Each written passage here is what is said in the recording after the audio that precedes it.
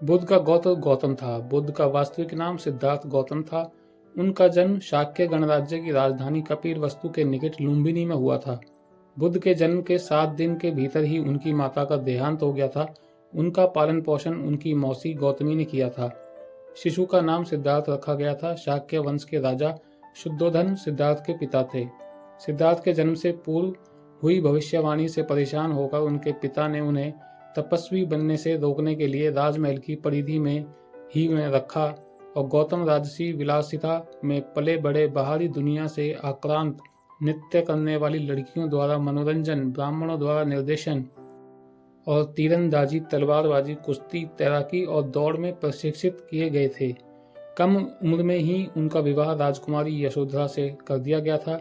दोनों का एक पुत्र भी था जिसका नाम था राहुल। सिद्धार्थ बचपन से ही अत्यंत करुण हृदय वाले थे। वह किसी का भी दुख नहीं देख सकते थे। इतने प्रयासों के बाद भी 21 वर्ष की आयु में उनकी अपने राज्य कपिलवस्तु की गलियों में उनकी दृष्टि 4 दृश्यों पर पड़ी। ये दृश्य थे एक वृद्ध विकलांग व्यक्ति, एक रोगी, एक पार्थिव शरीर और एक साधु। इन 4 दृश्यों को देखकर सिद्धार्थ समझ गए थे कि सबका जन्म होता है और सबको बुढ़ापा आता है, सबको बीमारी होती है और एक दिन सब मृत्यु को प्राप्त होते हैं। इससे व्यतीत होकर उन्होंने अपना धनवान जीवन, अपनी पत्नी, पुत्र एवं राजपाट का त्याग करते हुए साधु का जीवन अपना लिया और जन्म, बुढ़ापा, दर्द, बीमारी और मृत्यु से जुड़े सवालों की खोज में निकल गए। सिद्धार्थ ने अपने प्रश्नों के उत्तर ढूंढने शुरू कर दिए। समुचित ध्यान लगा पाने के बाद भी उन्हें इन प्रश्नों के उत्तर नहीं मिले। फिर उन्होंने तपस्या भी की लेकिन अपने प्रश्नों के उत्तर नहीं मिले। इसके बाद कुछ और साथियों के साथ अधिक कठोर तपस्या प्रारंभ की। ऐसे करते हुए 6 वर्ष बीत गए। भूख से व्याकुल मृत्यु के निकट पहुंचकर बिना प्रश्नों के उत्तर पाए वह कुछ और करने के बारे में विचार करने लगे थे। एक गांव में भोजन की तलाश में निकल गए, फिर वहां थोड़ा सा भोजन ग्रहण किया।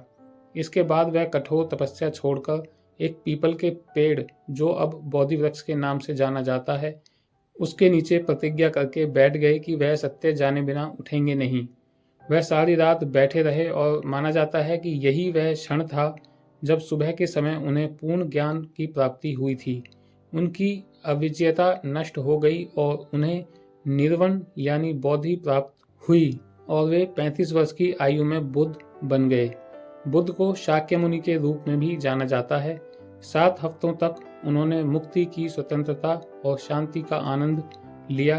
प्रारंभ में तो वह अपने बोधि के बारे में दूसरों को ज्ञान नहीं देना चाहते थे। बुद्ध का मानना था कि अधिकांश लोगों को समझाना बहुत मुश्किल होगा।